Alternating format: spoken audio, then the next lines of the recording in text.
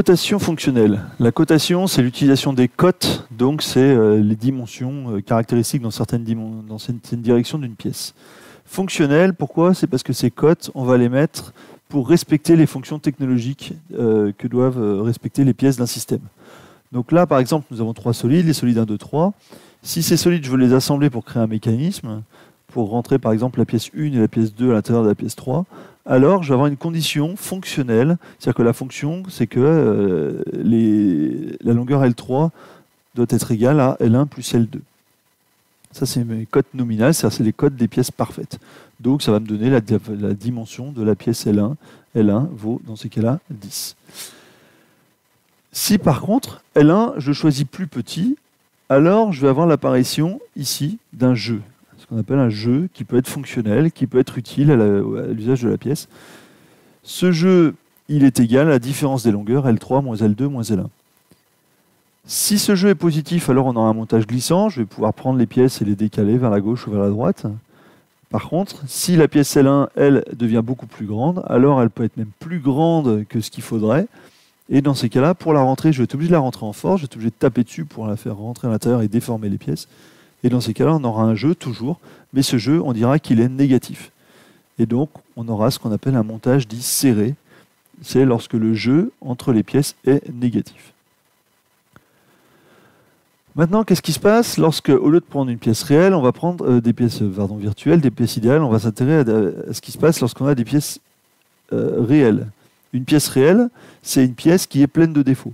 Elle est tellement pleine de défauts que si on prend 10 pièces différentes, elles n'auront pas toutes les mêmes dimensions intérieures. Donc, non seulement il va falloir donner une cote nominale, mais il va aussi falloir donner ce qu'on appelle un intervalle de tolérance. L'intervalle de tolérance, par exemple de 2 mm ici, ça veut dire que ma longueur L3, au lieu de dire je veux qu'elle fasse exactement 30, parce que personne ne sait fabriquer, on va dire L3 il va devoir être compris entre 30 et 32, par exemple, je vais me donner une tolérance de 2. Et sur toutes les pièces que je vais fabriquer, ma pièce 2 et ma pièce 1, je vais être obligé de leur donner aussi des cotes nominales et des intervalles de tolérance. Donc par exemple, pour ma pièce 2, je peux dire qu'elle soit composée, elle faisait 20 mm tout à l'heure de nominale, et je peux dire par exemple qu'elle va être entre 19 et 20, et puis la pièce 1 entre 9 et 11 par exemple. Donc chaque pièce a deux choses différentes. Cn, c'est la cote nominale, qui sont les cotes que j'avais tout à l'heure, les cotes idéales pour respecter ma fonction, et ensuite des intervalles de tolérance. Plus les intervalles de tolérance sont petits, plus la pièce va être difficile à fabriquer, puisque puis il va falloir être capable d'être précis. Donc si je veux écrire le jeu c'est toujours L3 moins L2 moins L1, et on voit que maintenant, qu'est-ce qu'il faut prendre comme valeur de L3, quelle valeur de L2, quelle valeur de L1? Est-ce qu'il faut prendre L3 max ou L3 min? Alors en fait, si on veut caractériser le jeu, toujours le même jeu, le jeu qu'il y a entre la pièce 1 et la pièce 3, alors le jeu maximum qu'on aura, ça va être égal à la distance L3 max moins L2 min moins L1 min. Et donc ça vaudra 32 moins 19 moins 9, et ça va être égal à 4 mm. Donc en fait, si je prends la plus grande des pièces bleues et les plus petites des pièces rouges et vertes, alors j'aurai un jeu ici qui sera maximum et qui vaudra 4 mm. Par contre, si jamais je fais l'inverse, je peux calculer le jeu mini. Le jeu mini, c'est j'inverse les maxi et les mini à chaque fois sur les pièces. Et là, je trouve un jeu minimique qui vaut moins 1 mm. Donc, on va avoir, dans le cas maxi, dans le cas où je prends un certain lot de pièces, j'aurai un montage dit glissant, puisque j'aurai un jeu positif. Dans le cas où je prends un autre lot de pièces, je peux me retrouver avec un montage serré. Et donc, ça veut dire que là, on va avoir un jeu qui est incertain. On aura un montage qui, suivant quelle pièce je prends, des fois je pourrais le monter, des fois je serai obligé de taper dessus.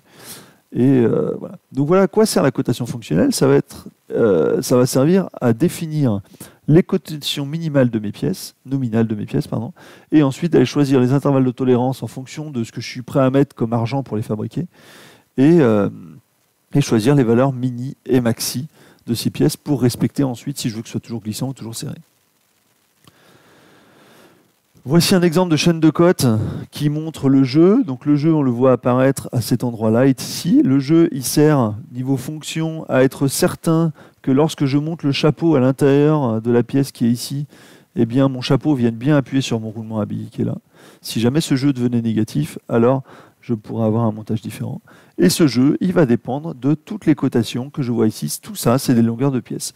Et on voit apparaître toutes ces longueurs de pièces où à chaque fois, il y a ici, le 110, c'est la cote nominale. Et ici, vous avez plus ou moins 0,2.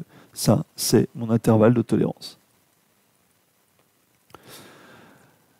En partant du dessin d'ensemble, on va être capable, donc, en analysant les fonctions technologiques, de calculer les dimensions nominales et les tolérances de fabrication de chaque pièce. Et ensuite, on pourra passer sur chacune des pièces.